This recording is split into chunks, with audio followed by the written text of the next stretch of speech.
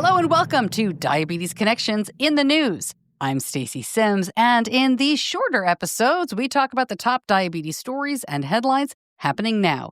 French drug maker Sanofi says it will offer a month's supply of any of its insulin products for $35 to all patients in the U.S. with a valid prescription, regardless of insurance status.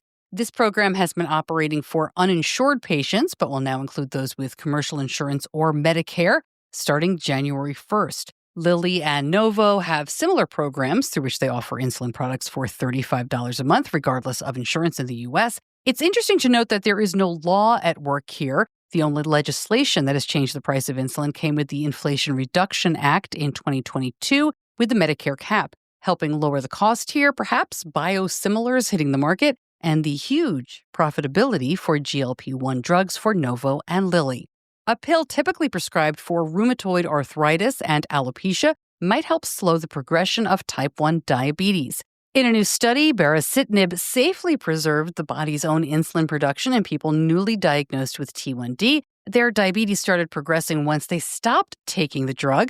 Baricitinib works by quieting signals in the body that spur on the immune system. It is already approved for treating a few other autoimmune conditions. These researchers are moving on to larger phase 3 trials in people recently diagnosed with type 1, as well as in earlier stages of T1D. It's important to note that this has not been published in a peer-reviewed journal, so we will be following. An existing transplant drug has shown promise in slowing the progression of type 1 in newly diagnosed young people. This is ATG. We have talked about this on and off throughout the years on the podcast. It is currently used together with other medicines to prevent and treat the body from rejecting kidney transplants and even lungs. The findings here are very promising, showing that ATG, even at a relatively low dose, can slow the loss of insulin-producing cells in young people. The people in the study were age 5 to 25, and the lower dose here caused fewer side effects, making it, the researchers say, a more practical option. The FDA has delayed its feedback on the application to bring sotagliflozin to people with type 1 diabetes. They were going to respond this month. They're now going to wait until the fourth quarter after reviewing new data from ongoing studies. The brand name here, Zynquista, is an oral drug meant to be used with insulin, and it has been approved for heart failure. But last year, an FDA advisory committee said its benefits do not outweigh the increased risk of DKA in people with type 1. The company behind it is still pushing forward, hoping additional submissions will strengthen their case. Again, a decision supposed to come later this year. A common but often undiagnosed genetic condition may be causing delays in type 2 diabetes diagnosis and increase the risk of serious complications for thousands of Black and South Asian men. A new study found around 1 in 7 Black and 1 in 63 South Asian men in the UK carry a genetic variant known as G6PD deficiency. This doesn't cause diabetes, but it makes your A1C appear artificially low during testing. This study found men with the deficiency are at a 37% higher risk of developing diabetes-related microvascular complications like eye, kidney, and nerve damage compared to other men with diabetes because, quite often, their diabetes is diagnosed later because of the lower A1C. These researchers say the study highlights that preventative measures are needed to ensure that Black people and South Asian people, especially men, are not underdiagnosed or diagnosed too late. Novo Nordisk has resubmitted a biologics license application to the FDA for a weekly injection. Now, I'm not saying a weekly, I am saying, I'll spell it, a weekly, AWIQLY. I got to give it to him, terrific drug name. This is a once-weekly basal insulin treatment for adults living with type 2. If approved, a weekly, which is insulin icodec, would become the first once-weekly basal insulin available in the United States. It's already approved in the EU and 12 additional countries. This resubmission is in response to the FDA's action letter received late last year. Sequel MedTech has signed an agreement with Arecor to pair the twist pump with an ultra-concentrated, ultra-rapid insulin in development. This company also has a deal with Medtronic to develop insulin for new pumps. This insulin isn't yet approved. It's called AT278, and it is 5 times stronger than your standard fast-acting insulin. It's hoped a clinical study will begin next year. This company says that it could be the only option capable of enabling and catalyzing the next generation of longer-wear and miniaturized automatic insulin delivery systems. Tandem Diabetes announces that its t:slim X2 insulin pump is now cleared for use with Eli Lilly's Lyumjev ultra-rapid-acting insulin in the U.S. Lyumjev in the X2 is cleared for people with type 1 ages 2 and above and all adults with type 2.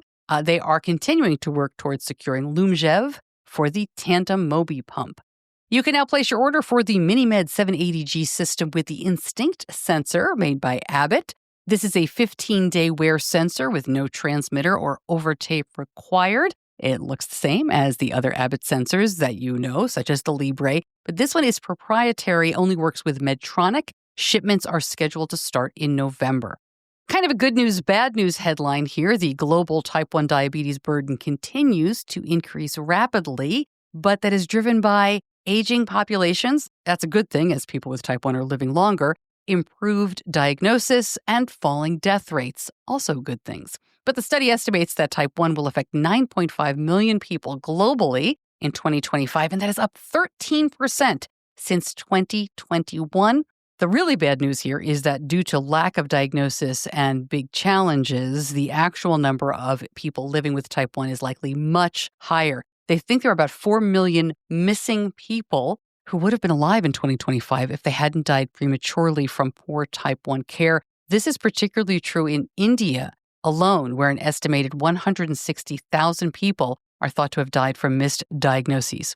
Co-author of this report and friend of the podcast, Renza Shabilia from Breakthrough T1D, says early diagnosis, access to insulin and diabetes supply, and proper health care can bring enormous benefits with the potential to save millions of lives in the coming decades by ensuring universal access to insulin and improving the rate of diagnosis in all countries.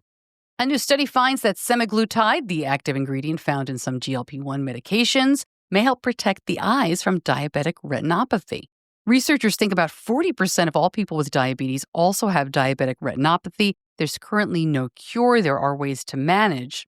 This study showed that semaglutide may be able to repair damage that has already been done and improve sight. Clinical trials are now needed to confirm these protective effects in patients. Biolinq has received de novo classification from the U.S. Food and Drug Administration for the Biolinq Shine. This is a patch that provides real-time glucose feedback through a primary color-coded LED display visible with or without a phone. So it's a CGM patch that changes color. It is a little tricky here. There's not a lot of information. This is called a needle-free CGM, but then it also says it uses microneedles. There's no information about MARD. They're really not talking about this for people who use insulin. And yes, many of you know de novo is not exactly the same as what we think of for FDA approval for medical devices. It's not as rigorous. It is a streamlined route. It's a real route here for novel, low to moderate risk devices with no existing equivalent. So we're watching this one closely. Non-invasive glucose monitoring is coming. We all know that. Is this the one? We shall see. And that is in the news. If you like what you heard, please share it. And I mentioned the Medtronic sensors. Next week's interview episode is with Medtronic. We are going to be talking about real-world results about their automated insulin delivery systems. We're going to be talking about what's next, and they're going to be answering your questions. We'll see you back here for that in just a couple of days. Until then, be kind to yourself.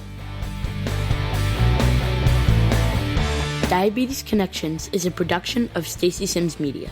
All rights reserved, all wrongs avenged.